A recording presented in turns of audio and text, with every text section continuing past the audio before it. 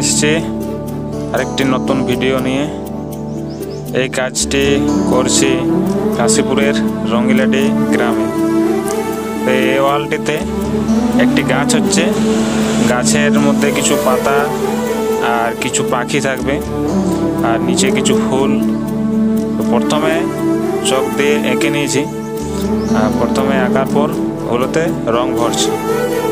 তো কিছু সবুজ সবুজ পাতা, গাছটা কাস্টমার বলল যে গাছটা পুরোটাই কালো দিয়ে করতে, আর এই যে ডালগুলোর মধ্যে একটু ছাড়া ছাড়া গ্যাপ আছে, ওই গ্যাপগুলোতে ওদের ফ্যামিলি ফটো ফ্রেম করে ওখানে বসাবে, তাতে দেখাবে যেন গাছের ডালের মধ্যে ফটো ফ্রেমগুলো আছে। তো খুব সুন্দর লাগবে। তো কাজটি মোটামুটি অনেকটি এগিয়ে নিয়ে এসেছি। এবার কিছু পাখি বাকি আছে, সেই পাখিগুলো করব।